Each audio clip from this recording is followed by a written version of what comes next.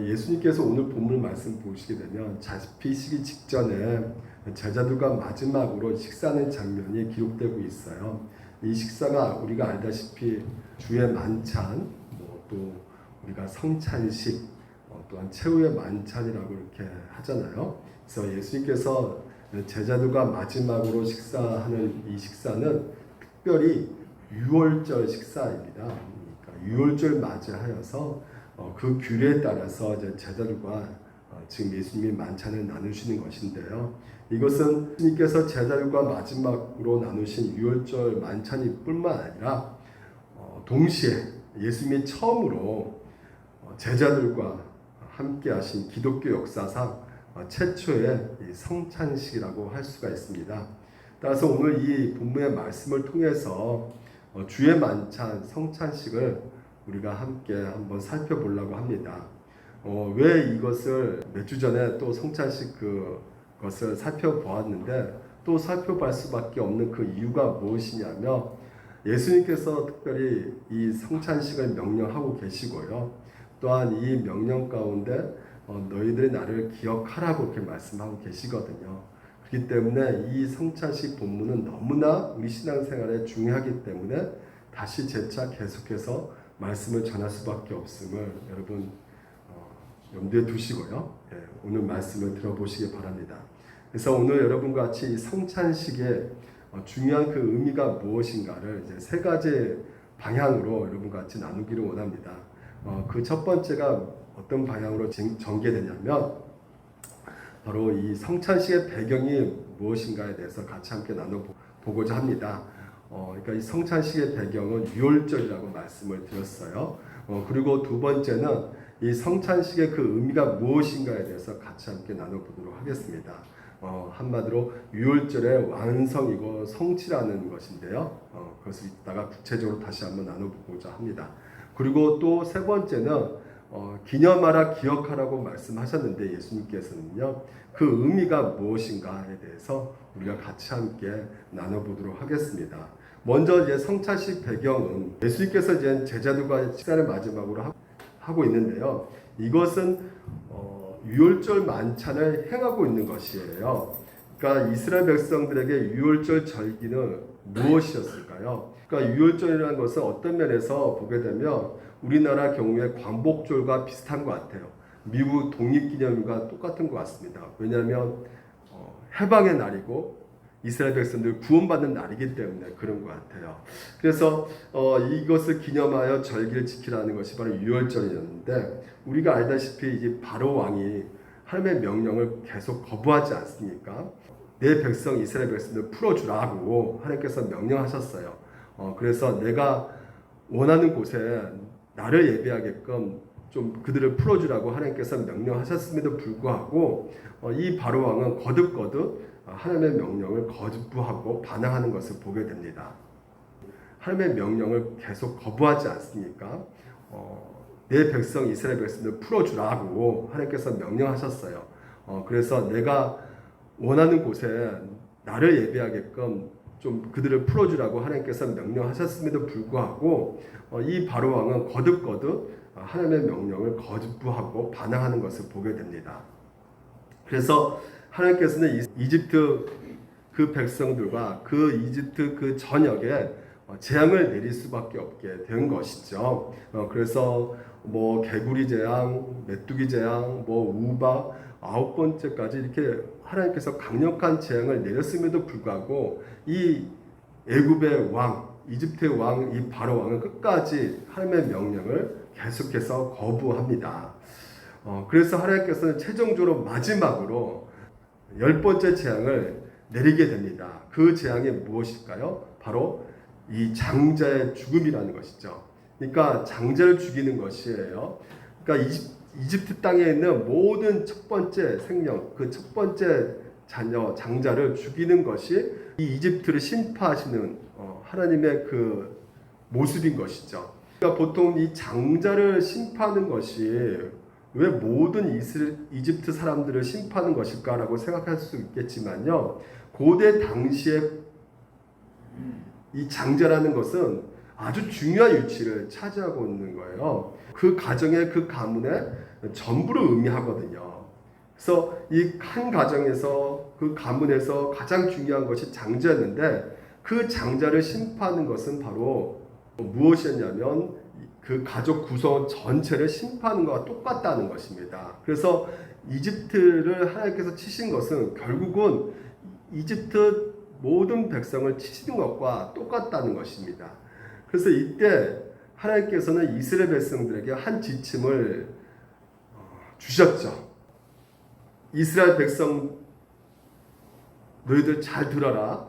이집트 전 지역에 심판의 사자를 내가 보내서 모든 장자를 죽일 것인데 너희가 하는 일이 있다. 그 일이 무엇이냐면 바로 모든 장자를 죽이는 그날 밤에 그 직전에 그 각 가정마다 어린 양을 이렇게 잡아가지고 그 피를 문설주에 이렇게 바르라는 것이죠. 그래서 그 문설주를 이 심판의 사자가 보고 넘어간다는 것입니다. 지나간다는 것이에요. 그것을 유월한다, 패스오버한다. 그래서 유월절 절기, 이 지키는 그 유월절이 바로 그런 뜻을 담고 있다는 것이죠. 이렇게 하나님께서는 구원의 방법을 이스라엘 백성들에게 가르쳐 주셨던 것입니다.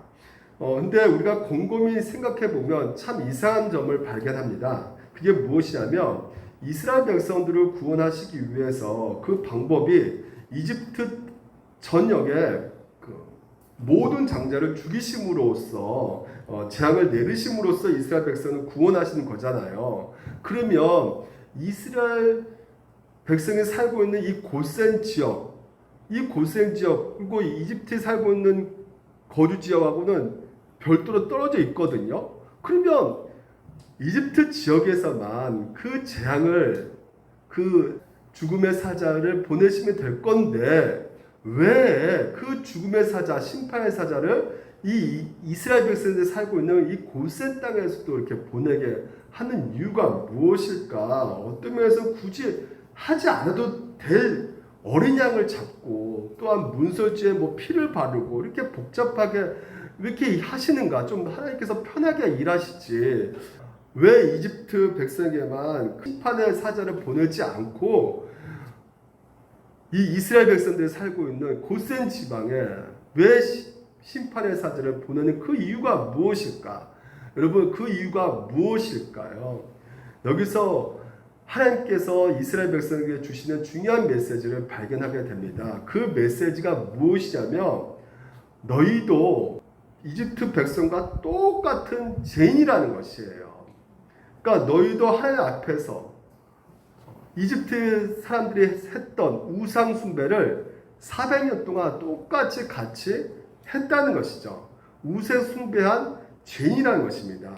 그렇기 때문에 이렇게 심판할 때 하나님께서는 뭘 보여주시냐면 모든 날 하나님께서 전 모든 세상을 이렇게 심판하실 것이라는 것을 예고로 우리에게 보여주신 것인데, 그러니까 내가 심판할 때 이집트 백성들만 심판한 것이 아니라 똑같은 죄인 너희도 심판할 것이다. 너희도 그 하나님의 공의 아래 있고 하나님의 심판에 있다는 것을 우리 가운데 전해주는 중요한 메시지라고 볼 수 있는 것입니다. 그래서 하나님께서는 이스라엘 백성들에게 이집트 백성들은 나쁜 놈이고 너희들은 착한 애들이니까 내가 구원해 줄게 이렇게 말씀하신 것이 아니었다는 것이죠. 하나님께서는 그럼에도 불구하고 이들에게 주시는 메시지가 무엇이냐면 너희가 똑같이 죄인이고 똑같이 심판받아야 되는데 똑같이 죽음의 사자가 너희한테 찾아가야 되는 것인데 그럼에도 불구하고 너희는 그 어린 양을 잡아가지고 그 피를 그 문설주에 이렇게 딱 바르면 심판의 사자가 넘어가게 될 것이다. 왜 그렇다고요? 어린 양이 대신 너희 대신해서 죽었기 때문에 심판을 받았기 때문에 그 피의 대가로 너희의 그 장자들은 구원을 받을 것이다 라는 이 말씀을 주셨던 것입니다. 그러니까 하나님께서는 이렇게 이스라엘 백성들에게 내가 너희를 이렇게 구원한 사건을 영원한 절기로서 지키라고 명령을 하고 계셨던 것이죠. 우리가 14절 보면 너희는 이날을 기념하여 여호와의 절기를 삼아서 영원한 길로 대대로 지킬 것이라 이렇게 말씀하셨는데, 그래서 이스라엘 백성들은 이제 가나안 땅에 가서요, 이 하나님의 명령에 따라서 유월절을 1년마다 한 번씩 매달 1월 달에 지키도록 하게 된 것이죠. 그래서 그 유월절을 이스라엘 백성들이 지키는데 어떻게 지키냐? 그때 그 사건과 똑같이 비슷하게 지키는 것이에요. 어린 양을 잡아가지고 양 고기로 먹고요. 그리고 누룩 없는 빵을 먹고요. 그리고 포도주를 마십니다. 그러니까 온 가족이 유월절이 되면 모여가지고 이렇게 즐겁게 먹고 마시는데, 과연 이게 즐겁고 먹고 마시는 것으로 끝나는 것이냐? 그렇지가 않는 것이죠. 이 유월절을 주관하는 주관자가 있습니다. 이것을 인도하는 인도자가 있어요. 그래서 보통 그 유월절을 인도하는 사람이 누구냐면 그 가정의 가장 아버지가 유월절을 주관해서 인도해 가는데, 어떻게 인도해 가느냐? 이 누룩 없는 빵, 그리고 이 양고기를 먹는 거, 그리고 이 포도주 일일이 해설해 주는 것입니다.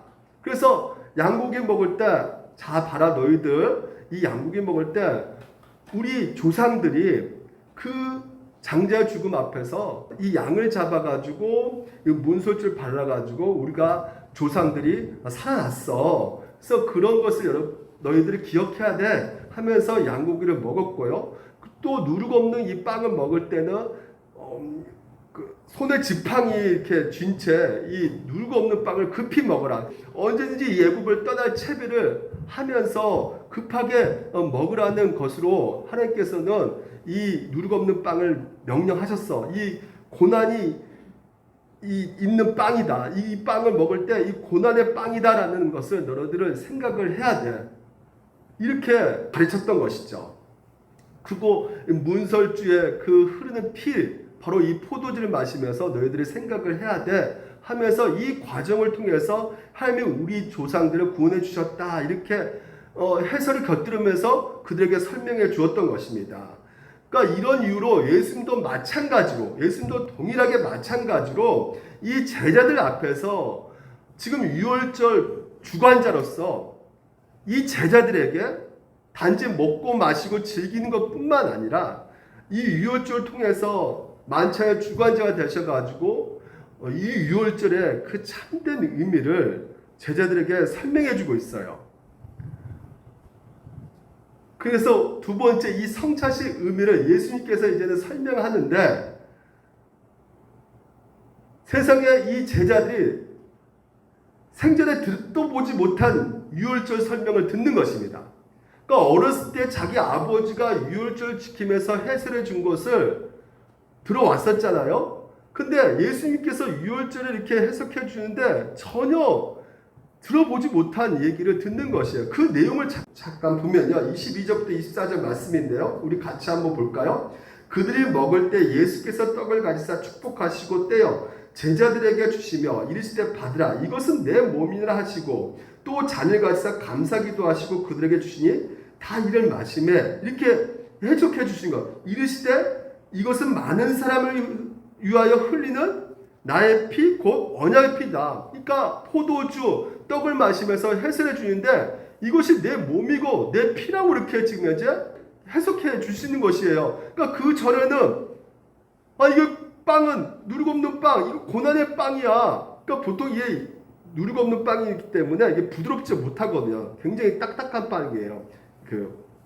보통 이게 크래커처럼 이렇게 금방 깨지는 빵이거든요. 그래서 이렇게 쪼개지는 빵을 이렇게 쪼개면서 이게 제자들 하나씩 주면서, 야, 이것은 우리 조상들이 먹었던 그 고난의 빵이야, 이렇게 해석해 줘야 되는데 예수님께서 뭐라고 말하는 것이에요? 지금 이것은 내 몸이야 이렇게 말씀하시는 것이에요. 그리고 포도주 이렇게 주주주 따른 것을 보면서, 야, 이거 문설주에 바른 피야, 이거 이렇게 이 양의 피야 이렇게 설명해 줘야 되는데, 이게 포도주 주주주 따르는 그 흐르는 피를 보면서 제자들에게 이렇게 말하는 거죠. 이거 내 피야, 내 피, 내 언약의 피야, 이렇게 말씀하고 계시는 것이죠. 여러분, 지금 예수님께서 무슨 말씀을 하고 계시는 것인가? 그 유월절에 대해서 해석을 하시면서 지금 예수님이 하시고자 하셨던 그 말씀의 중요한 핵심이 무엇이냐면 과거 하나님께서 유월절을 통해서 죽이셨던 그 양, 너희 조상들이 지금까지 유월절을 보내면서 먹었던 누룩 없는 빵, 그 포도주가 결국 궁극적으로 누구를 가리키는 것이라는 것입니까? 바로 그렇게 피 흘려 죽음으로써 너희 조상을 구원했던 그 모든 그 어린 양의 궁극적인 실체가 바로 나다라는 것이에요. 그러니까 너희 조상들이 역사상 그 먹어왔던 그래서 쪼개졌던 깨트려졌던 그 빵과 그 피처럼 붉은 그 포도주가 너희를 위해서 찢어진 나의 몸과 그리고 흘린 나의 피다. 그래서 내가 모든 유월절 어린 양 궁극적인 완성이다, 성취다, 이런 새로운 메시지를 제자들에게 전해주고 있는 것입니다. 그러니까 과거에 수많은 그 양들을 잡았지 않습니까? 그 양을 잡아가지고 그 피를 통해서 정말 그 조상의 그 죄를 구원해 주신 것처럼 이제는 궁극적인 어린 양의 그 나의 피, 찢어진 살, 나의 죽음으로 인해서 너희가 구원받을 것이다. 이 복음의 메시지를 유월절 최후의 만찬, 이 성찬식을 통하여서 제자들에게 알려주셨던 것입니다. 그러니까 과거에 구약의 이스라엘 백성들은 하나님께서 뭐라 말씀하십니까? 너희들 영원한 규례다. 이거 유월절 영원히 지켜라. 그리고 기억하라, 기념하라 이렇게 말씀하시잖아요. 근데 예수님께서 하신 말씀은 무엇입니까? 과거의 구약의 유월절 지키지 않고 이제는 새롭게 내가 너희 위해 죽은 이 새로운 유월절을 지키라는 것이에요. 그래서 고린도전서 11장에 그것이 정확하게 나와 있습니다. 내가 너에게 전한 것은 주께 받은 것이니 곧 주 예수께서 잡히시던 밤에 떡을 가지사 축사하시고 떼어 이르시되 이것은 너희를 위한 내 몸이니 이것을 행하여 나를 기념하라. 그리고 기억하라. 그리고 뭡니까? 또 하시고 식후에 또한 그와 같이 잔을 가지시고 이르시되 이 잔은 내 피로 세운 새 언약이니 이것을 행하여 마실 때마다 나를 기념하라. 기억하라. 그러니까 이후에 이 말씀에 따라서 모든 교회와 성도들은 유월절을 지키지 않습니다. 유월절 대신 새로운 유월절을 지키게 되는 것이죠.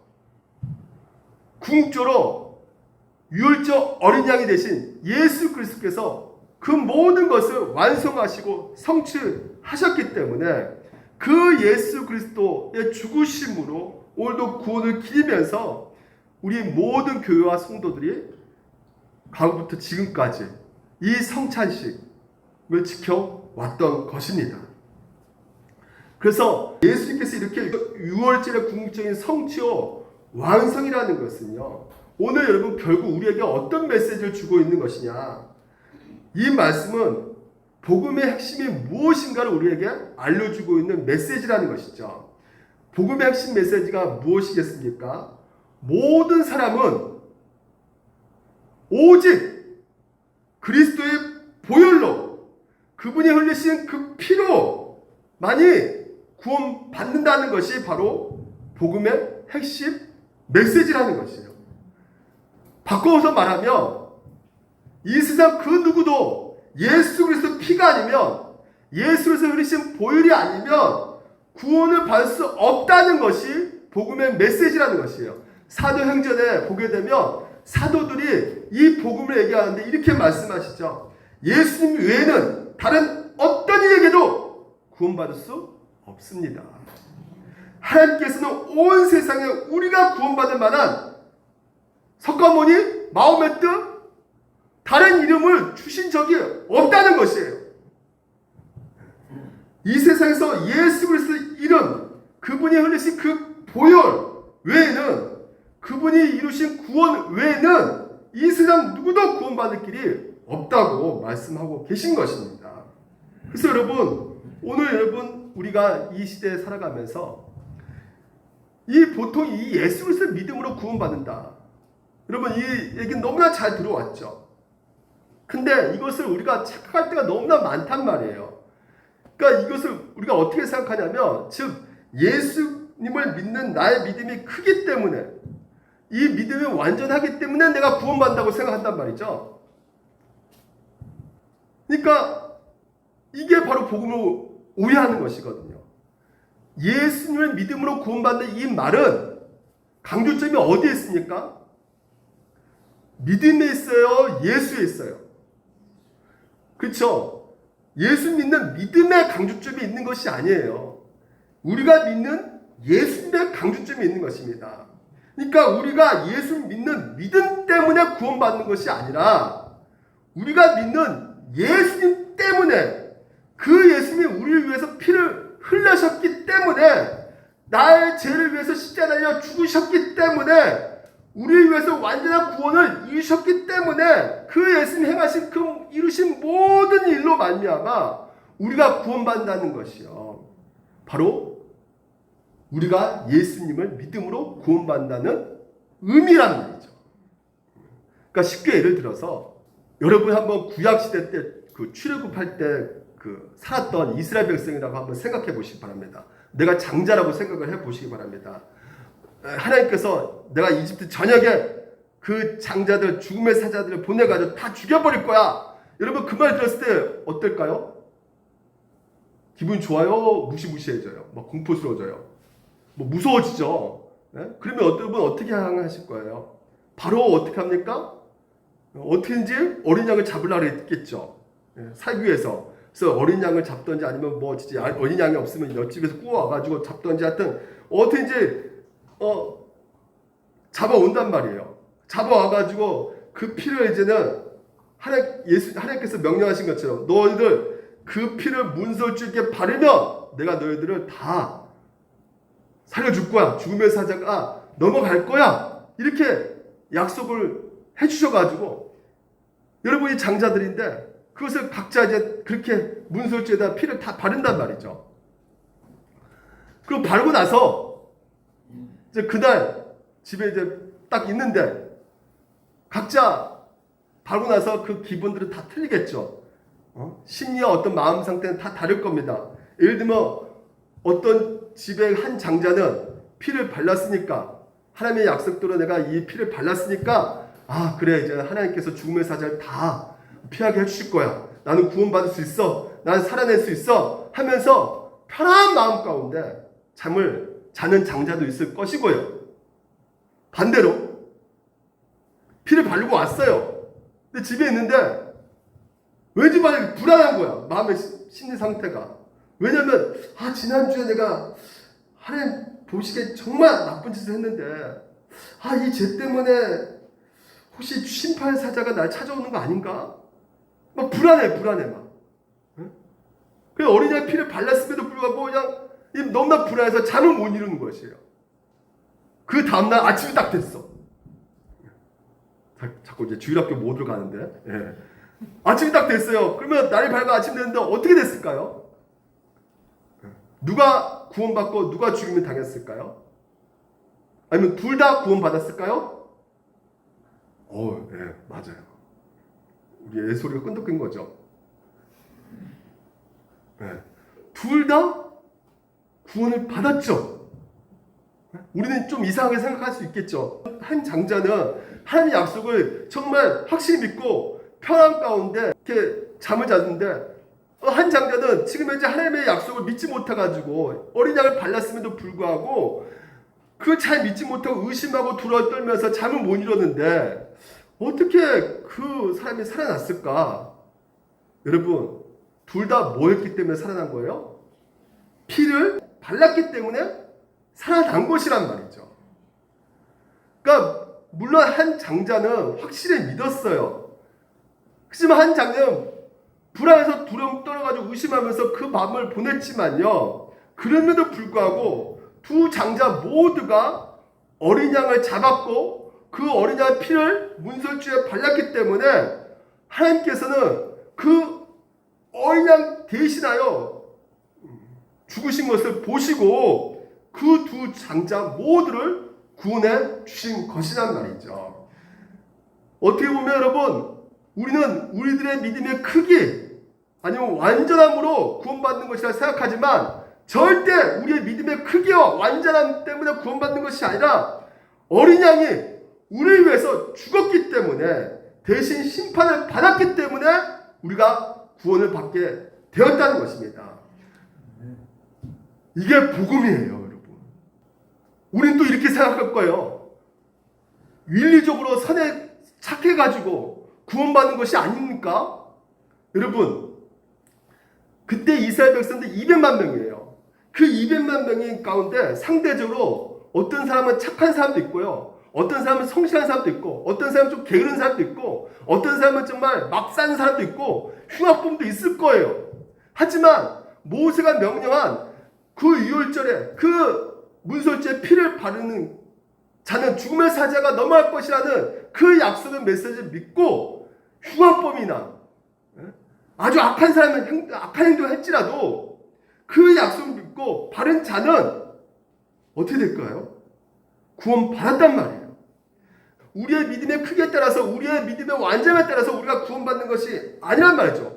오직 이것을 다른 표현은 뭡니까? 하나님의 은혜 가운데 어떤 자격과 어떤 공로와 어떤 영적이고 도덕적인 자질과 상관없이 구원받는 사건이 바로 유월절 출애굽 사건이란 말이에요.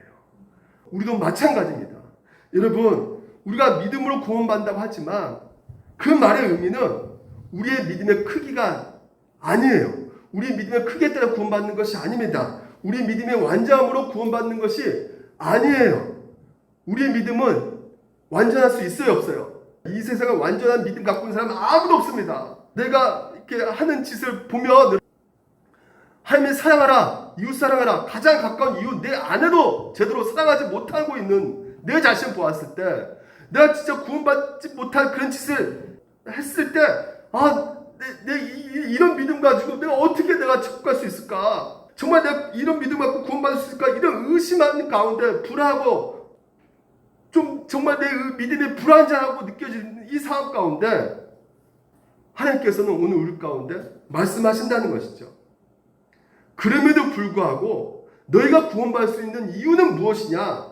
우리 믿음이 불안정해도 우리 믿음이 연약해도 제가 있음에도 불구하고 그리스도께서 우리를 위해서 피 흘리셨기 때문에 그리스도께서 우리 대신해서 죽으셨기 때문에 우리를 위해서 대속을 이루셨기 때문에 아주 작고 불완전한 의심이 휩싸인 그 믿음이라 할지라도 예수 그리스도를 붙든다면 그 예수 그리스도를 의지한다면 그 예수 그리스도를 바라본다면 하나님이 우리의 믿음이 아니라 예수 그리스도를 보시고 예수 그리스도께서 이루신 구원의 그 완전한 구원에 의거해서 우리를 구원해 준다는 것이요. 오늘 이 복음의 메시지라는 것입니다. 그럼 마지막으로 기념하라. 아까 기념하고 기억하라고 말씀하시죠. 이 떡과 포도주를 통해서 예수님의 그 살, 피. 그러면 여러분 무엇을 어떻게 기념하고 어떻게 기억하라는 것인가 우리가 한번 생각해 볼 필요가 있단 말이죠. 우리를 하여금 하나님께서 뭘 생각하기를 원하시고 또한 어떤 것을 기념하기를 원하셨을까라는 생각 가운데 저는 옛날 생각이 나더라고요. 전도사 시절 때 제가 그 복음을 제대로 이해하지 못하고 있는 상황 속에서 내 구원이 정말 내가 이딴 식으로 행동하는데 정말 내가 구원받는 사람 맞는가? 구원받지 못하는 거 아닌가? 그래서 그런 두려움 가운데 신앙생활 할 때가 굉장히 많이 있었어요. 그러니까 이 전도사 때 이제 성찬식 교회에서 하잖아요. 1년에 4번 했습니다. 4번 할 때마다 이 성찬식 참여하지 않겠습니까? 이 참여할 때 저도 보통 이렇게 이 성찬식 그 의미와 그 목적을 어떻게 생각하냐면 깨트려진 그 몸과 그 흘리신 그 피를 이 보혈을 생각하면서 막 그 눈물을 흘린 거죠. 최대한 슬퍼 보이는 것이죠. 그러니까 최대한 우울해지는 것이에요. 그래야지 이렇게 정도 해야지만이 조금 눈물이라도 어느 정도 좀 보여줘야지만이 성찬식 온전히 참여하고 있는 것 같다라는 생각을 했었단 말이죠. 그래서 성찬식이 되면 그 그 전부터 우울 모드로 가는 거죠. 막 에리서스에 막 눈물이라도 좀 막 그냥 감성적으로 이렇게 슬퍼지려고 우울해지려고 그래야지만 하나님 야 너가 제대로 성찬식에 참여하고 있다. 내 이 흘리신 피와 그 죽음에 대해서 내가 이렇게 울고 있구나. 저는 그렇게 생각했어요. 여러분은 어떻습니까? 근데 예수님께서 이 성찬식에서 너희가 나를 기념하실 때 오늘 여러분 우리에게 원하신 것이 바로 그런 눈물일까요? 너 절기 때마다 너 좀 슬퍼해줘야 되는 거 아니냐 나를 위해서? 좀 울어줘야 되는 거 아니냐 너희들 나에서? 이런 식의 어떤 반응과 감정을 하나님께서 원하고 계실까요 여러분? 하나님은 여러분 이런 것을 원하신 분이 아닙니다. 우리가 뭐 슬퍼지기를 원하고 우리가 막 그냥 우울해지거나 막 눈물 흘리거나 이런 것을 원하신 분이 전혀 아니고요. 하나님께서는 진정으로 원하시는 것이 무엇이냐면 이걸 기억하라는 것이요. 진정으로 너희들이 기억하기를 원하는 것입니다. 그게 무엇일까요? 첫 번째는 무엇이냐면 이 성찬식을 통해서 우리가 기억하고 기억할 것은 하나님이 원하신 것은 바로 누구든지 이 세상 어떤 사람이든지 오직 예수 그리스도 보혈로만이 구원받는다는 것을 너희들이 기억했으면 좋겠다는 것입니다. 오직 예수 그리스도만이요. 오직 그리스도의 보혈로만이 우리가 구원받을 수 있고 구원을 받을 것이다라는 이 복음을 이 성찬식을 통해서 하나님께서 기억하기를 원하고 계신다는 것입니다. 여러분 만약에 10가지 재앙을 내릴 때요. 어떤 사람이 종이에다가 자기의 어떤 지금까지 행했던 일들을 막 써요. 내가 그래도 기독교 집안에 태어났고 모태신앙이고 내가 11조도 했고 내가 기도도 한 3시간 4시간 했고 내가 예배도 빠지지 않고 계속 들어왔고 이런 것을 계속 종이에다 나열을 해가지고요. 그 종이를 문설주에다 딱 붙여놨어요. 그러면 여러분 심판이 피해 갑니까? 그를 구원할 수 있습니까? 그의 공로가요? 여러분 어떤 자격과 조건과 공로와 선함, 의로움, 종교성이 우리를 구원시키는 것이 아니고 오직 예수의 피만이 우리를 구원할 수 있다라는 이 복음. 그러니까 우리는 오직 그리스도의 보혈로만이 하나님께서 완전히 우리를 받아주시고요. 하나님의 자녀가 되는 것이고 영광스러운 하나님의 자녀 삶을 우리가 살아갈 수가 있게 되는 것이에요. 오직 무엇으로만 가능하다고요? 예수 그리스도 보혈이란 말이에요. 이것을 우리가 기억하기를 하나님께서는 간절히 원하셨다는 것이죠. 또 한 가지 이 성찬식 통해서 하나님께서 기억하라고 간절히 원하신 것은 무엇이냐? 기억하기를 간절히 원하는 그것은 무엇이냐면 하나님께서 우리를 끝까지 사랑하신다는 것을 기억하라는 것입니다.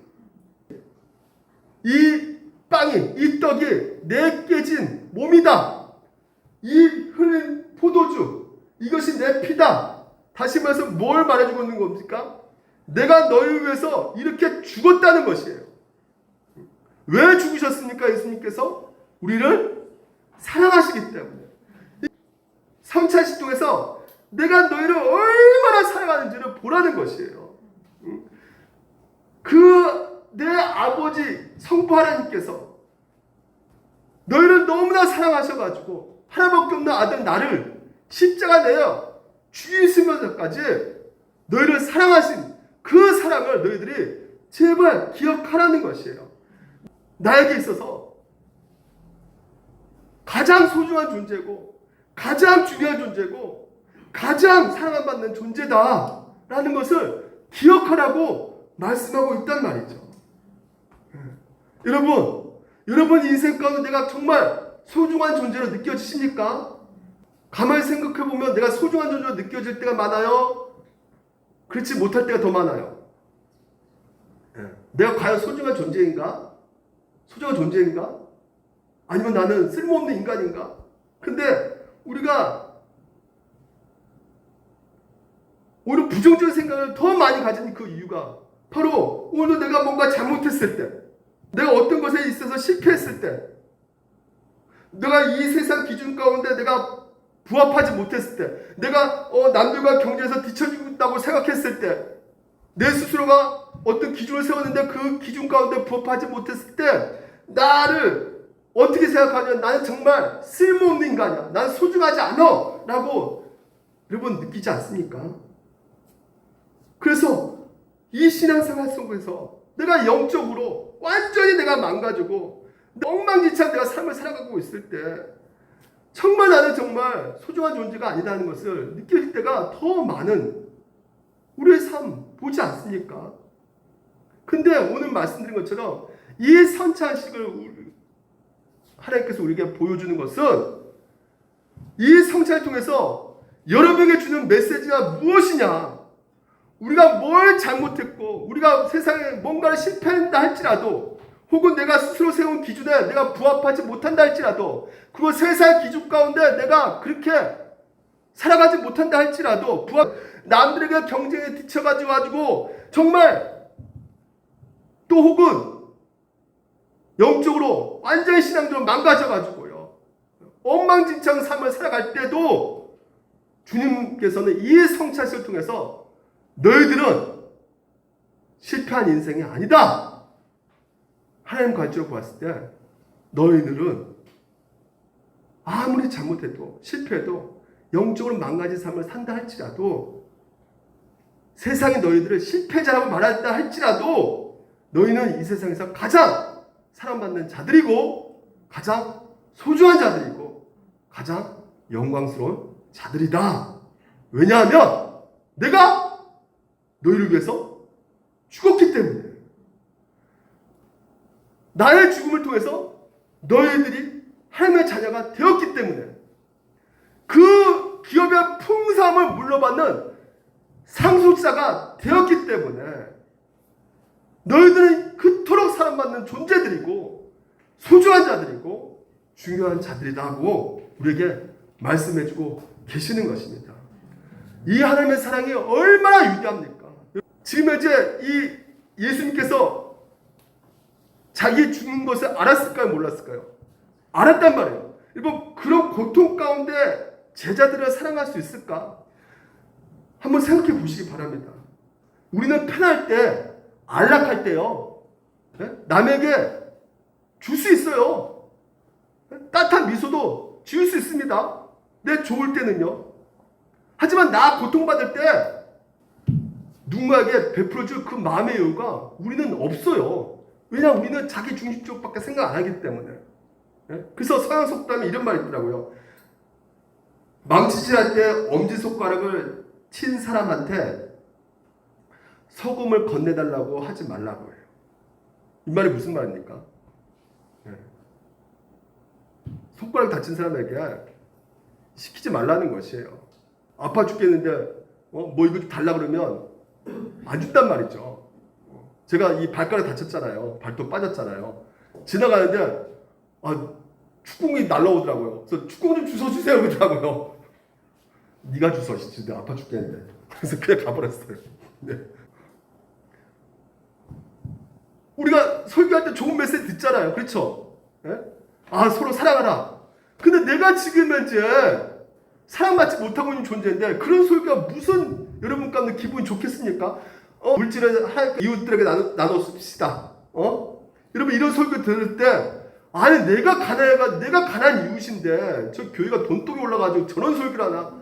여러분 우리가 정서적으로 육체적 고통스러울 때 누군가에게 버림받았을 때요 여러분 남을 누군가를 생각하고 사랑한다는 것은 굉장히 힘든 것입니다.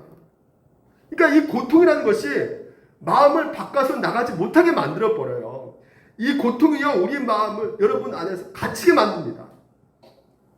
근데 예수님께서 그 제자들을 떡 하나씩 하나씩 떼어주고 있단 말이죠. 어떤 상태에 있는데 곧 있으면 죽어요. 육신이 죽고 정신적으로 이 하나님의 진노, 하나님의 성부하나님의 진노 저주를 지금 받을 것을 알고 있었단 말이에요. 고통이 시작되고 있단 말이죠. 그 고통 가운데 있음에도 불구하고 제자들을 사랑하셔서 그 떡을 직접 떼어주시면서 만찬을 해오고 계신 그 예수 그리스도, 예수님께서 가장 고통스러울 때 우리를 사랑하셨단 말이에요. 가장 아플 때, 얼마나 아팠으면 그 제자들 불러가지고 겟세마네 동산 올라가서 너희들 좀 나를 위해서 좀 기도해줘. 이 제자들 의지할 정도로 그렇게 간절히 그 고통 가운데 있었던 이 예수님께서 제자들을 사랑하셨단 말이에요. 더 놀라운 것은 상대로부터 얻을 수 있는 것이 아무것도 없을 때 그 제자들을 사랑하셨단 말이에요. 네? 보통 우리는 또 어떻게 사랑합니까? 외모가 좀 이쁘고 잘나면 왠지 모르게 그 외모를 통해서 내가 이 감각적인 어떤 즐거움이 느껴지잖아요. 네? 그리고 아니면 어떤 돈 많은 사람, 재산 많은 사람 좋아하잖아요. 왠지 모르게 그 사람 있으면 뭐 식사라도 함께 이렇게 얻어먹을 수 있을 것 같다는 생각도 들고, 성격 아주 좋은 사람 좋아하죠. 왜요? 내 얘기 다 들어주고, 내 마음 편해질 것 같다는 생각이 드니까. 전부 다 얻을 게 많단 말이에요. 하지만 재산도 없고 외모도 별로 없고, 오히려 남에게 페리키치 같은 사람, 여러분 그런 사람 멀리하는 경향이 우리가 있단 말이에요. 근데 지금 예수님은 그 제자들 봤을 때 어떻습니까? 제자들이요? 배신한 거 알았어요? 몰랐어요? 가룟 유다는 자기를 팔 것이라는 것도 다 알고 있었단 말이죠.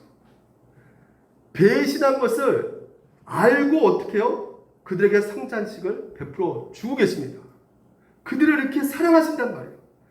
배신밖에 없는 그들, 아무것도 나에게 줄 수 없는 그들임에도 불구하고 예수님께서는 끝까지, 베드로는 그래도 회개했잖아요. 유다는 끝까지 회개 안 합니다. 하나님을 의지하지 않아요. 그럼에도 불구하고 떡을 떼어 줬단 말이에요.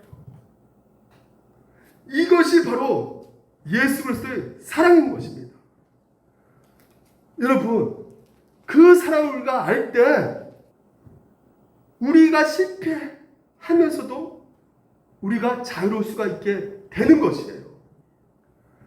우리가 뭔가 실패하게 되면 내가 하나님 말씀 앞에 내가 불순종했기 때문에 그래서 하나님 나를 치신가 보다. 그래서 앞으로도 내가 뭔가 두려워가지고 내가 뭔가 좀 사업이 안 열려줄 것 같고 이렇게 해서 불안감 때문에 그래서 하나님이 치시지 않을까? 막 이런 생각 가운데. 근데 우리가 이 예수 그리스도의 정말 이 사랑을 우리가 알았을 때는요, 우리가 그랬잖아요. 예수님을 사랑하면서도 불구하고 그 기간 동안 죄를 지어야 안 지어요? 고의로도 죄를 짓습니까? 안 짓습니까? 이거 하나님이 싫어하는 거 알면서 죄를 지어야 안 지어요? 죄를 지은 거 알면서도 우리는 어떻습니까? 두려워하지 않는단 말이죠. 물론 즉시 회개합니다. 회개하고 그것 때문에 하나님 아버지 앞에 형벌과 버림받는 것을 염려하지 않는단 말이죠. 실패해도 괜찮다는 자유를 얻게 된단 말이에요. 이거 믿으십니까? 신명기 보십시오. 곧 너를 사랑하시고 복을 주사해요. 떡을 떼어주시는데 그 전에 뭘 조건이 있습니까? 너 착해서? 너 예배에 잘 들어서? 너 11조 사랑 잘 내서? 그런 조건이 없고 하나님께서 왜 떡을 복을 주신다고요? 너희를 사랑하신다는 거예요. 사랑하는 이유가 있다 없다? 이유가 있어요 없어요? 없어요. 그러니까 여러분 그 사랑을 받는 자들에게는 하나님께서 뭐라 말씀하시냐면 모든 것이 협력해서 선을 이루신다는 것이에요. 갈라디아 교인이 이단 교회에 빠지잖아요. 그렇지 않습니까? 이단 교회에 빠져가지고 이 사도 바울이 전한 복음을 막 거부를 해요. 복음을 한책해 여깁니다. 이거만큼 큰 죄가 어디 있습니까? 그런데 여러분 보시면 이 갈라디아 교인들이 실패했잖아요. 야 이단들아 더 이상 나 너희들 말 안 듣을 거야. 나 사도 바울 복음만 들을 거야. 그러면 실패하지 않는 것이죠. 그러면 여러분 어떻게 됐을까요? 갈라디아서 썼을까요? 안 썼을까요? 바울이 쓰지 않았단 말이에요.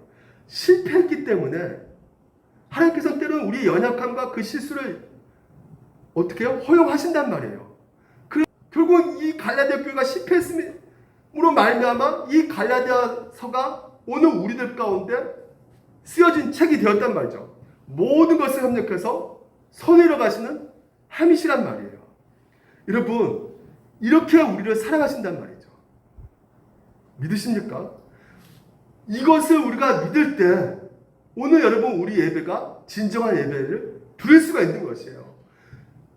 이 하나님이 오늘 우리에게 그리스도 보혈로만 구원하신다는 거, 그리고 정말 그만큼 우리가 하나님께 사랑받고 있는 존재라는 것을 알 때 기꺼이 기뻐하는 마음으로 예배할 수 있는 것이지, 이런 것을 전혀 모를 때, 오직 그리스도 보혈만이 우리를 구원시키게 하는 것을 전혀 모르고, 정말 내가 그렇게 사랑받는 존재인지도 모르고 그냥 내가 예배 나올 때 괜히 예배 안 드리면 사고 날까봐, 내 자식까지도 이상하게 꼬일까봐, 아니면 좀 더 내가 원하고 이루고자 하는 것들 때문에 예배를 드리고 있다면, 여러분, 그 어떤 것도 하나님께서 기뻐하지 않으신단 말이에요. 오늘 우리가 예배 드린 것도 오직 그리스도 보혈로만이 우리가 구원받았구나, 내가 이렇게 사랑받는 존재구나, 그 감사함의 기뻐함으로, 이렇게 소중한 존재로 하나님께서 나를 기억하시고 나를 사랑해 주시고, 그 은혜 가운데 진정으로 기뻐함으로써 우리가 하나님 아버지 앞에 예배를 하고 또 하나님의 뜻 가운데 삶을 살아갈 수 있게 되는 것입니다. 여러분, 평생 예수 그리스도 몸, 피만 기억했으면 좋겠습니다. 그분의 죽으심과 그분을 위해서 이루신 그 완전한 구원을 여러분 바라보셨으면 정말 좋겠습니다. 한 주 동안 예수 그리스도 안에서 이루신 그 하나님의 놀라운 그 사랑을 더욱더 풍성하게 누리시고 기쁨과 감사함으로 평안함으로 살아가시는 한 주가 되시기를 주님으로 축원드립니다.